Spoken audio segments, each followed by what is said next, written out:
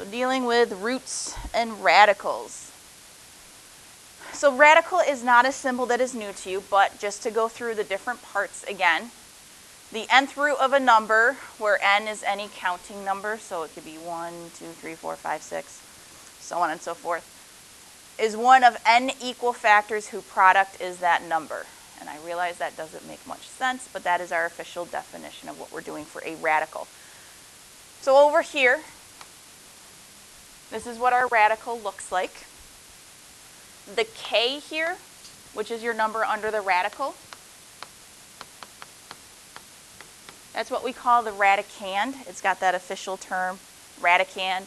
That is the number under the radical sign. So if we look at our example over here, there's our k. The n is a little number right in front of the radical sign. That's what we call the index. The index tells you what root you're trying to find. Now, the ones you are most used to seeing would be, for example, the square root of 4. Is there a little number written in front of my radical? No, there's not one there. This is an implied 2. Generally, when they're trying to take the square root, they don't actually put that index of 2 there, but that's what they're looking for. But the square root's our most common one, so they don't actually put it there. They leave it just like that. So if there's no number there, that means it's a square root. Otherwise, they're going to put a number there so that you know. So then, n radical k, that's just your radical sign. Or a lot of times what they refer to it as is the principal nth root of k. Which I realize, again, those words can be kind of confusing. So, for example, a couple different ways we can read this. So this one, there is no number in front of the radical. So this would just be the square root of n.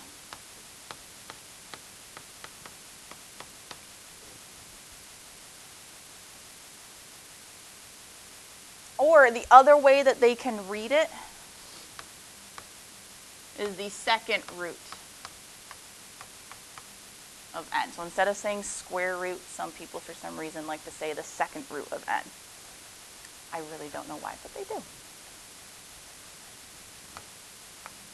So our next one, we have a little 3 out here now in front of our radical sign, so that tells you it's your cube root of n is what we're trying to find. So what number multiplied 3 times would give you n?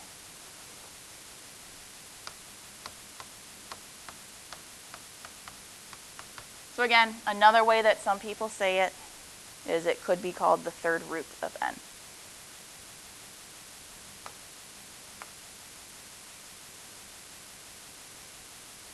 And then once you get beyond 3, it really doesn't have any special names. So like for this one, it's got a 4. So that's really just the fourth root of n. Once you get beyond 3, there's not a special name for it. So if it had a 6 there, it would be the 6th root of n. If it had a 10 there, 10th root of n.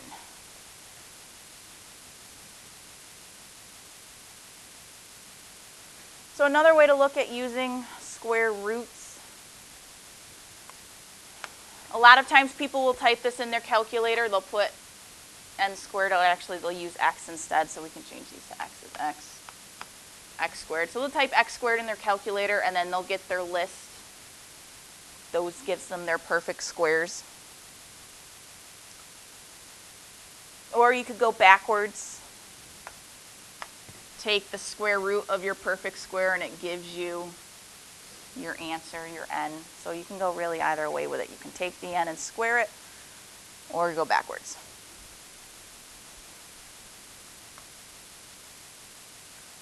So taking the square root is the inverse of squaring a number.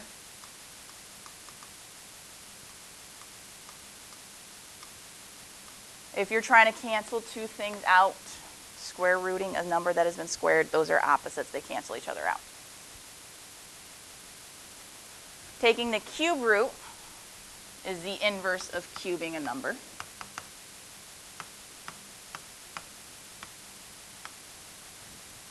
And these little things are going to be important, especially when we're solving our radical equations. And then the fourth root is the inverse of a number to the fourth power.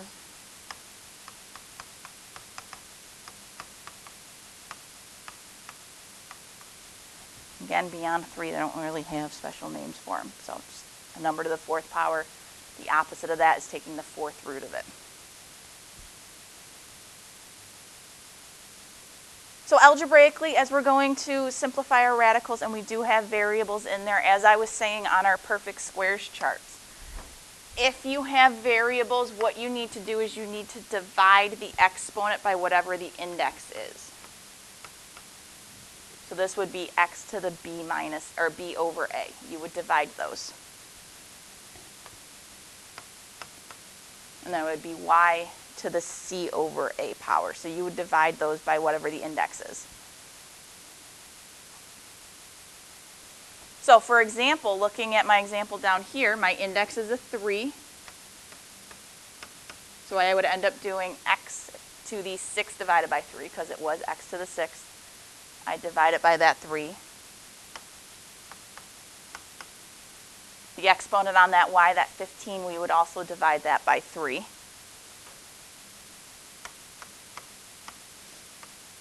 So we would end up with x squared y to the 5th. So that's how we would take a root with our variables. Divide those exponents. So some of these are going to be a little easier than other ones. So again, make sure you have that chart nearby if you need it. So we're going to simplify these radicals. All variables represent positive integers. That's just good to know, because you'll learn next unit what happens if they're not. So as we were doing on our warm-up today, if you've got this plus minus out in front of a radical sign, you need to still have that plus minus there after you take care of the stuff with the radical. So this one we have an index of 2, because there's no number there, so that means it's just a square root that we're looking for. My x is to an even exponent, which is what we need to have in order to take the square root of it. So remember, we just divide those exponents. So that would become x to the first power up there. Looking at our denominator, what's the square root of 4? 2. So that one just becomes plus or minus x over 2.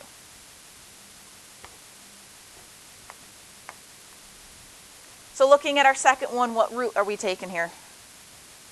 Yep, root of 2. We have a square root again. So is 100 a perfect square? Yes. X to the 4th power, is that going to be perfect square? Yep, because it's an even exponent. And then y to the 6th?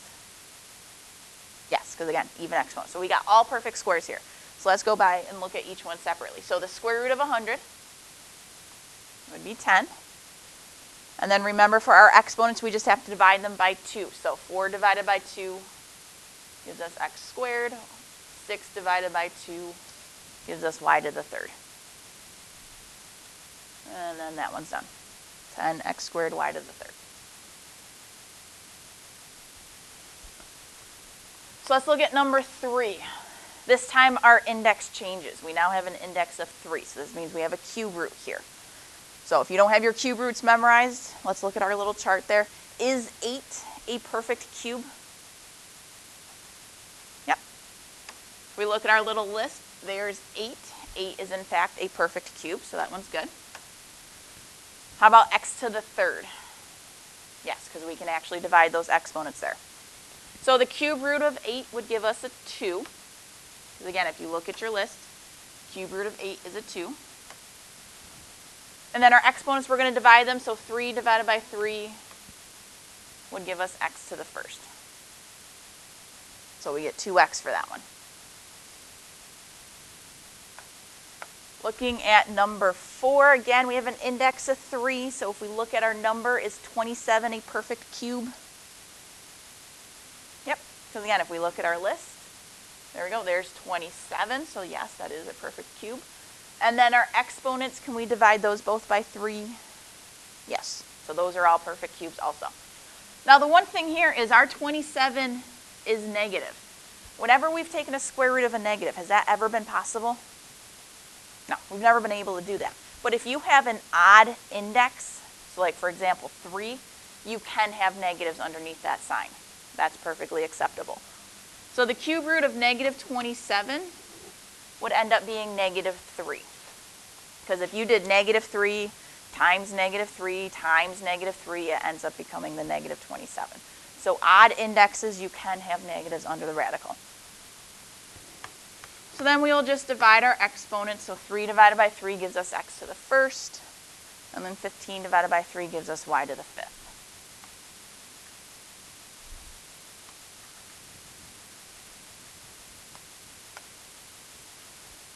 All right, so then example 5, I got a fourth root. So I want to look at the fourth root columns. Is 16 a perfect fourth? Yep. And then those exponents, 8 and 12, can we divide those both by 4? Yep, so again, we got perfect fourths here. So what is the fourth root of 16? 2. And then we'll divide. 8 divided by 4 gives us x squared. And then 12 divided by 4 gives us y to the third. So 2x squared, y to the third is our answer there. So I'm looking at the next one, number 6, 243. Is that a perfect fifth? Yep. So again, this has the negative sign that's hanging out in front, so that's still going to be out in front. The fifth root of 243 is 3. And then divide our exponents. 5 divided by 5 gives us x to the first. So we get negative 3x for that one.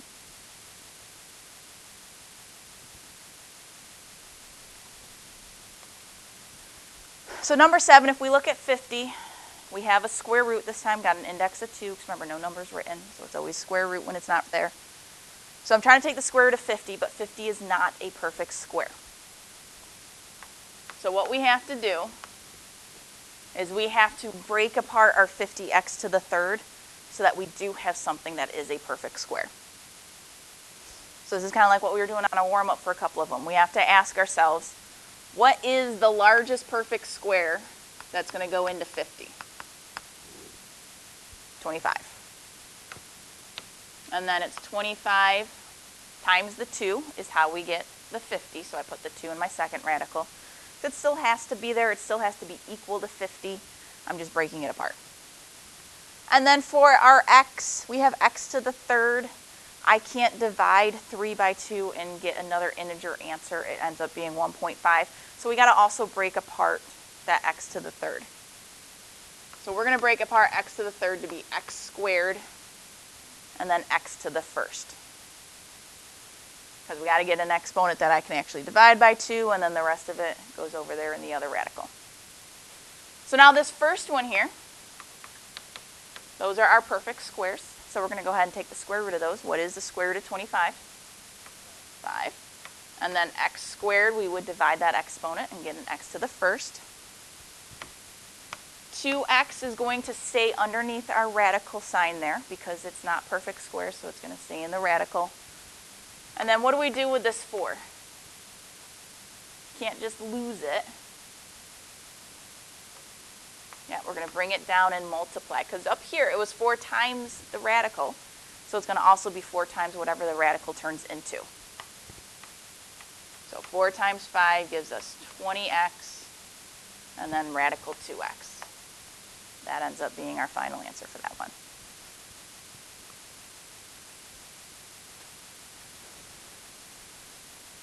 All right, let's try it again for number 8. We don't have perfect squares, so I need to find some.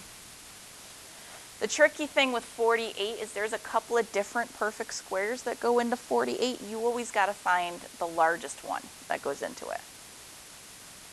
So what is the largest perfect square number that goes into 48? 16. 16 times 3.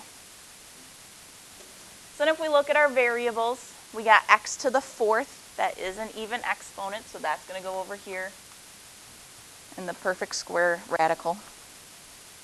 Y to the fifth, okay, that's not a perfect square right now because it's an odd exponent.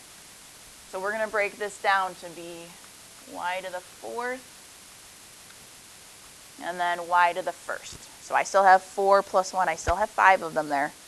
We're just breaking them apart.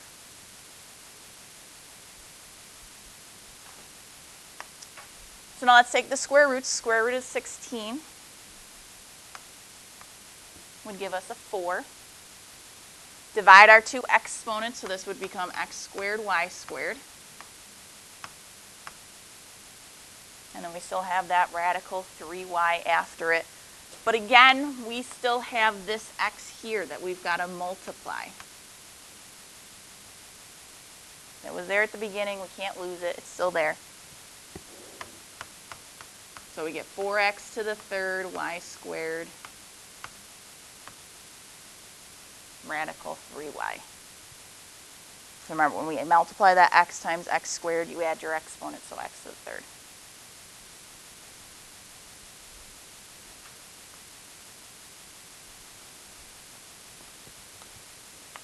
All right, so now we're going to switch it up for number 9. We're going to go to a cube root. So we got to find the largest perfect cube that will go into 40. Largest perfect cube that will go into 40. So let's look at our perfect cubes list. 40 would fall like right here, so does 27 go into 40? No. How about 8? Yeah, so there it is. We're going to use 8. So I have my 2 here. I'm going to set it up the same way I did with my perfect squares, only I'm going to put my little index of 3 outside of both of my radical signs there. So then we figured out 8 is the largest perfect cube that will go into 40. So if I do 40 divided by 8, I would get a 5. So 5 goes in the other one because 8 times 5 gives us 40. We're still equal. So what is the cube root of 8? 2. 5 is still going to stay under a cube root because it's not a perfect cube. And then I got to multiply times that other 2 that was already in front of our problem. We can't lose it. So 2 times 2 gives us 4. And then it's the cube root of 5.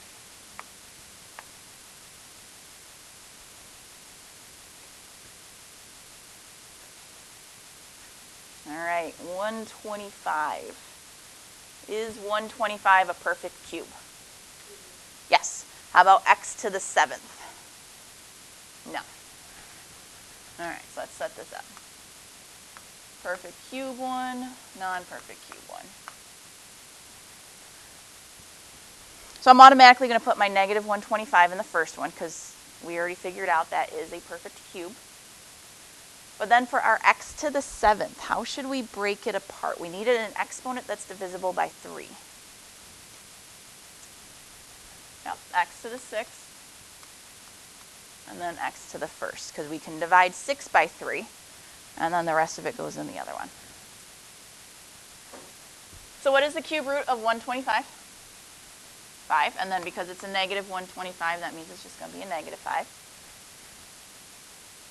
Divide our exponent, 6 divided by 3 gives us an x squared. And then it would be the cube root of x. You could still put that exponent of 1 on there, but you don't have to.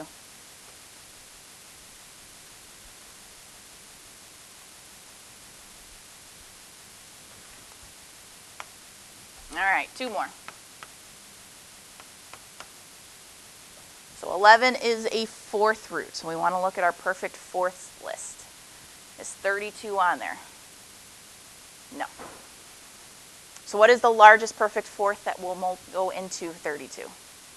16. We got 16 and then 2, because 16 times 2 is our 32. So our exponents on our variables have to be divisible by 4. I can't divide 7 by 4. So how should I break apart my x's?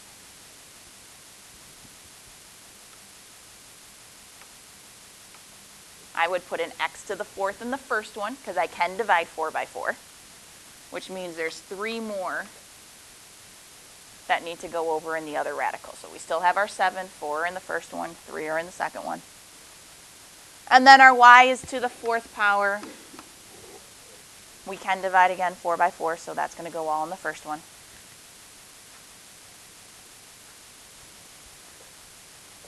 So what is the fourth root of 16? 2. Divide those exponents, we would get x to the first, y to the first. So we got 2xy.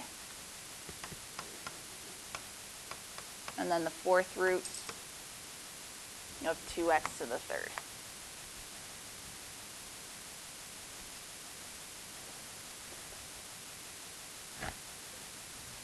All right, our last one, dealing with a fifth root here.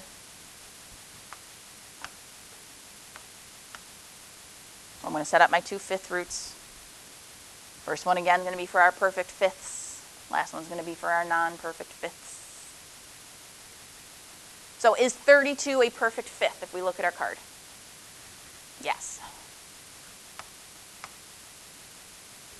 So again, our exponents, we have to be able to divide them by 5. So x to the fifth, we can divide that by 5. So I'm going to put that in the first one. Y to the sixth, can't actually divide 6 by 5. I'd get a decimal. So we're going to separate this to be y to the fifth. And then I'll put the other one, the y to the first, in the second radical sign. And then our z, we should break that one up too, because I can't divide 7 by 5. So I would put z to the fifth in that first one, and then z squared in the second one.